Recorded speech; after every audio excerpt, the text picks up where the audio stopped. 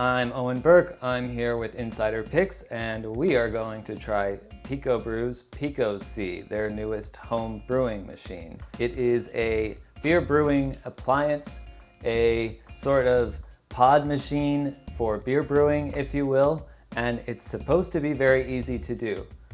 These Pico packs are filled with grain and hops from actual brewers. This one is from Behemoth Brewing Company. It's their 6'5" IPA. It's supposed to be fresh and delicious, and we're here to see if that is so. Our goal at Insider Picks is to figure out whether this machine is actually all that easy to use. Can a fool such as I brew beer? Welcome to the easiest countertop brewing appliance ever. Seriously, it's really that easy to use. Let's see about that. Must go on there somehow.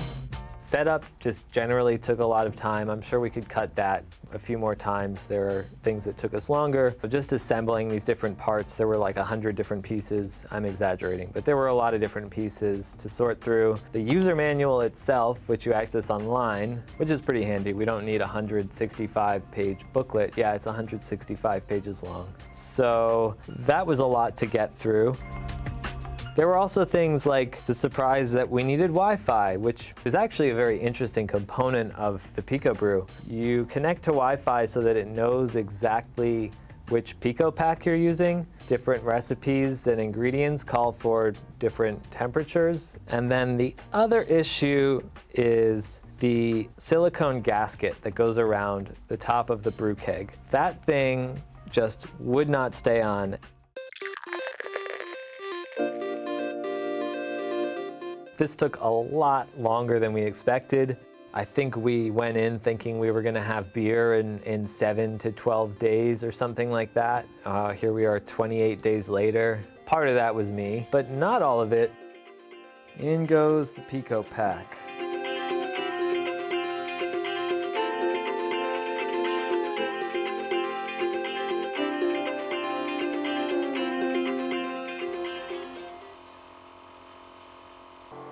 I don't think it's draining. Oh, there it goes. So the great thing about the PicoBrew C is that it's really great at troubleshooting and error proofing. The interface, which is very small, walks you through every detail of every step, tells you which button to press, which hose to connect to where. It's really helpful. We are on our first mash. That's something like brewing all the stuff inside the pod. Once this comes up to room temperature, we put the yeast in and we slap this fermentation label on it. This is going to sort of inform us how aggressively we're fermenting. The faster we ferment, the lower the alcohol content. We are going to remove the hoses. Fermentation seal is going on. Voila. I'm just going to move this over to the floor where it will cool to 68 degrees. We'll check back in when we're adding the yeast.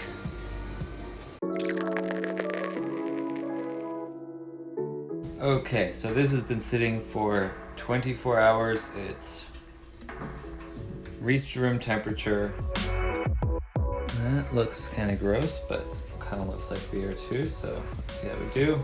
I'm going to put half a pack of this American West Coast ale yeast in here, and it said slowly pour it in. You don't have to stir it. Everything looks solid. We're gonna pop this back on. Okay, last thing is our fermentation label. And we're just gonna slap that on the keg. We spent about 6 days fermenting because we were sort of stuck on the lower end, basically because my apartment temperature is not stable, so it was kind of all over the place. We'll see what happens. We gave it a little longer because we thought the lower temperatures were gonna slow things down. So We're going to leave it in the fridge for 1 to 3 days, the instructions say, and we will see what happens.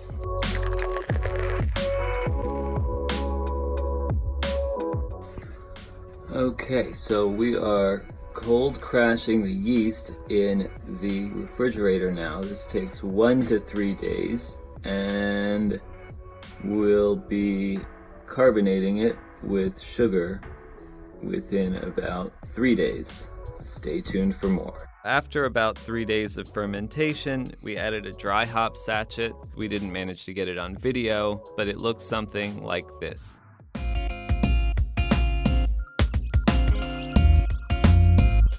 We have our chilled, non-carbonated beer here.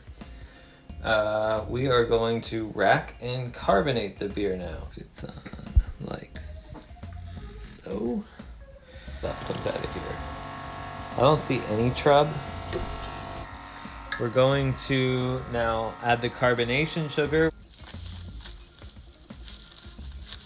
We've just finished racking and carbonating the beer. We pulled a little sample off of the side, and it's slightly carbonated, a little sweet, definitely bitter. I can taste the hops. I'm gonna give it a little swirl to get the sugars mixed in. It's going to sit for the next 8 days or so.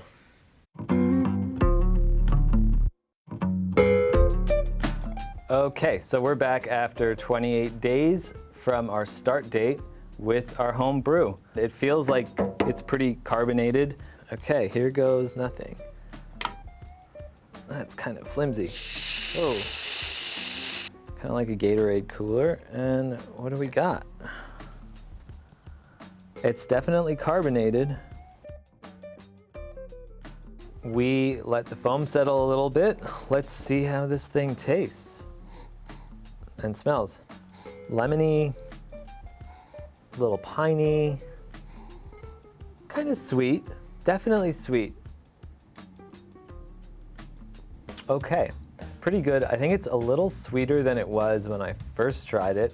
It's got kind of, if you've ever tried one of those like Belgian Abbey triple ales, it's got that kind of earthiness, sweetness, and I think alcohol content. It tastes pretty boozy to me.